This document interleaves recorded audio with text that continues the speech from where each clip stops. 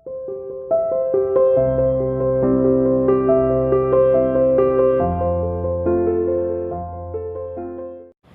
Students, welcome to CR international school online classes, class 8 subject Hindi. कैसे हो बेटा? आशा करती हूँ सभी अपने घर पर स्वस्थ होंगे और सुरक्षित होंगे। और मुझे आपसे ये भी उम्मीद है बेटा कि आप अपने लिखने का और याद करने का काम भी सुचारू रूप से कर रहे होंगे। देखिए बेटा, आपको एक बात बता दूँ, 90% ये तय हो चुका है कि आपके 15 तारीख से स्कूल खुलने वाले हैं। और आप अपनी, अगर किसी का पेंडिंग वर्क बच रहा है अभी, रिटर्न वर्क, तो वो जल्दी से जल्दी अपना काम पूरा करें और स्कूल आने के लिए अपने आप को तैयार करें हर चीज़ से। ठीक है बेटा? चलिए बेटा, हमने जो कल पार्ट 10 कामचोर था उसके 5 क्वेश्चन किए थे जो आपकी बुक में दिया हुआ है पार्ट से। ठीक है, पार्ट से जो है उसके 5 क्वेश्चन ये थे बेटा। ये कहानी से के ये 5 क्वेश्चन दिए हुए थे। उसके बाद अब ये 4 क्वेश्चन और दिए हुए हैं कहानी से आगे। ये 4 क्वेश्चन आज हम करते हैं। मैं आपको इन क्वेश्चन आंसर की रीडिंग लगाते हुए समझाऊंगी, तो इसकी PDF भेजूंगी, तो आप उसको PDF से अपनी नोटबुक में याद भी करिए और लिखिए भी। ठीक है बेटा? चलिए, फर्स्ट क्वेश्चन है, घर के सामान्य काम हो या अपना निजी काम, प्रत्येक व्यक्ति को अपनी क्षमता के अनुरूप उन्हें करना आवश्यक क्यों है?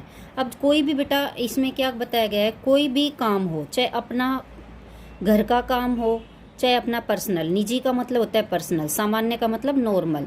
ठीक है, जो नॉर्मल काम होते हैं जैसे कि नहाना धोना, जो भी काम हो, या भाई कोई भी काम लगा लो बेटा, घर के सामान्य काम हो जैसे कि पानी भरना या कुछ भी जो नॉर्मल काम होते हैं, प्रत्येक व्यक्ति को अपनी क्षमता होती है कैपेसिटी, कि हमारी जितनी कैपेसिटी होती है काम करने की, उसी के अनुसार करना क्यों आवश्यक है।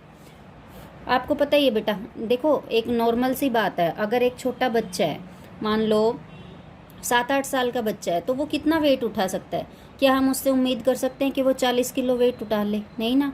हम उससे कितनी उम्मीद कर सकते हैं? 7-8 किलो वजन उठाने की, ज़्यादा ही है ये भी। तो उस हर व्यक्ति तो अपनी क्षमता के अनुसार, जितनी उसकी कैपेसिटी होती है काम करने की, उसी के अनुसार करना क्यों आवश्यक है। देखिए, घर के सामान्य काम हो या अपना निजी काम, प्रत्येक व्यक्ति को अपनी क्षमता के अनुरूप उन्हें करना चाहिए, क्योंकि अपनी क्षमता के अनुरूप कार्य को ही व्यक्ति मन लगाकर करता है और मन लगाकर किए गए कार्यों में पूर्ण रूप से सफलता पाना संभव होता है। अब देखो बेटा, आप स्कूल जाते हो, आप 5-6 सब्जेक्ट पढ़ते हो, 6 पीरियड आपके सब्जेक्टों के होते हैं, आप पढ़ते हो, आराम से इजीली पढ़ लेते हो। अगर आपको एकदम से कह दिया जाए कि आपके 6 सब्जेक्ट और बढ़ गए और आपको 12 पीरियड पढ़ना पड़ेगा, इतना टाइम पढ़ना पड़ेगा, तो आप उसके अभी हैबिचुअल नहीं हो, तो आपको दिक्कत आएगी कि जिस भी कार्य को आप इजीली कर सकते हो उसी में आपका मन लगेगा, और अगर मन लगाकर काम करेंगे तो हमें उस काम में जो हमारा उसका रिजल्ट होगा वो 100% होगा, और हम उसको, उस रिजल्ट को भी आसानी से पा सकेंगे। ठीक है, ये आंसर था, इसका समझा दिया मैंने आपको। नेक्स्ट क्वेश्चन है, भरा पूरा परिवार कैसे सुखद बन सकता है और कैसे दुखद? कामचोर कहानी के आधार पर निर्णय कीजिए। भरा पूरा परिवार मतलब क्या होता है बेटा, कि हर चीज से संपन्न परिवार है, वो कैसे तो सुखी बन सकता है और कैसे दुखी, इस कहानी के आधार पर हमें बताना है। देखिए, कोई परिवार कोई भी जो भरा पूरा परिवार होता है सुखद तब बन सकता है जब उस परिवार के सभी सदस्य अपना अपना कार्य स्वयं करें, साथ ही परिवार के अन्य लोगों के कार्यों में भी मदद करें।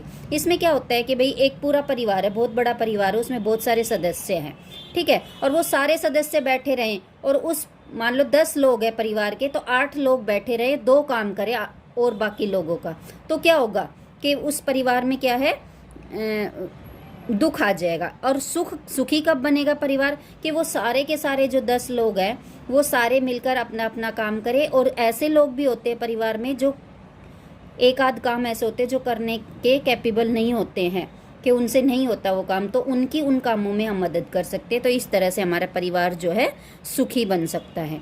परिवार दुखी तब होता है जब परिवार के लोग अपना कार्य स्वयं न करे, एक व्यक्ति ही सबका सारा काम करे और दूसरे आराम करे। ऐसा करने से परिवार दुखद बन जाता है। ठीक है बेटा, ये दोनों चीज़ें मैंने समझा दी, कैसे सुखी बन सकता है और कैसे दुखद। ठीक है, अगला क्वेश्चन आता है बेटा हमारा, बड़े होते बच्चे किस प्रकार माता पिता के सहयोगी हो सकते हैं और किस प्रकार भार क्या होता है, बर्डन, सहयोगी मतलब हेल्पफुल। ठीक है, कामचोर कहानी के आधार पर अपने विचार व्यक्त कीजिए। अब मान लो आप हो, जो भी बच्चे हो, आप 6, 7, 8 क्लास के बच्चे हो, तो थोड़े थोड़े बड़े हो जाते हो, थोड़े समझदार हो जाते हैं। तो माता पिता क्या सोचते हैं कि ये थोड़े से बड़े हो गए बच्चे, अपने आप अपने स्कूल का काम कर लें, अपने आप अपनी चीज़ों को उठा कर रखें, अपने आप से जो है उठ के पानी पी लें, दूध पी लें, अपना खाना डाल के खा लें। ये छोटे मोटे जो काम होते हैं हम उम्मीद करते हैं, जो थोड़े थोड़े बड़े होते बच्चे हैं तो हम उम्मीद करते हैं कि वो कर लें, कि जो थोड़े थोड़े बड़े हो रहे हैं बच्चे, वो किस प्रकार अपनी मम्मी पापा के हेल्पफुल बन सकते हैं और किस प्रकार वो अपने माता पिता के लिए बर्डन बन सकते हैं, यानी कि भार बन सकते हैं। इस कहानी के आधार पर ही हमें बताना है। ठीक है, देखिए, बड़े होते बच्चे अपने कार्य को स्वयं करके, परिवार के लोगों के स्वयं करके, फिर यहाँ पर कोमा आ जाएगा, लोगों के स्वयं करके तथा परिवार के लोगों के कार्यों में हाथ बटाकर, स्वयं करके, यहाँ पर बेटा तथा लिख लेना, तथा परिवार के लोगों के कार्यों में हाथ बटाकर तथा अपने कर्तव्यों को निभाकर सहयोगी बन सकते हैं। इसके विपरीत बड़े होते बच्चे यदि अपनी क्षमता को ध्यान में रखकर कार्य नहीं करेंगे तो वे काम को बिगाड़ देंगे और माता पिता को वही कार्य दुगनी मेहनत से करने पड़ेंगे, अतः बच्चे भार बन जाएंगे। देखो, सारे जो बच्चे हैं अपना अपना काम खुद करेंगे तो क्या होगा, हेल्प ही तो होगी। जो हमारे परिवार में काम करने वाले जो भी है, मम्मी है, बहन है, जो भी है, तो उनके हेल्पफुल हो जाएंगे, थोड़ा थोड़ा अपने आप काम करेंगे। तो उसके बाद क्या होता है कि और परिवार के लोग हैं उनकी भी हेल्प करेंगे तो भी हेल्प ही होएगी। उसके बाद अब भार कैसे बन जाएंगे, मान लो जो बड़े बच्चे हो रहे हैं वो सोच रहे हैं हम ये काम कर दे और वो उस काम को करने लगे और उनसे वो काम हो भी नहीं और वो बिगड़ जाए, तो माता पिता को, मान लो एक बच्चा है जो पानी नहीं भर सकता और वो सोच रहा है मैं पानी भर लूँ, और वो पानी भरने जाता है, सारा घर गीला कर देता है, जो बर्तन लेके जाता है वो भी टूट जाता है, तो क्या हुआ, काम बिगड़ गया ना। और मम्मी या पापा को सफाई भी करनी पड़ेगी, दूसरा बर्तन भी लाना पड़ेगा। तो इस तरह जो बच्चे अपनी क्षमता को, मतलब कि उनकी कैपेसिटी नहीं होती वो काम करने की, वो करते हैं और फिर उनसे वो होता नहीं है, तो इस तरह उस काम को बिगाड़ देते हैं और माता पिता के लिए वो क्या बन जाते हैं, भार बन जाते हैं, बर्डन बन जाते हैं। ठीक है बेटा, ये 4 क्वेश्चन हो गए आपके, सॉरी 3 क्वेश्चन हो गए। चौथा क्वेश्चन क्या था, लास्ट क्वेश्चन,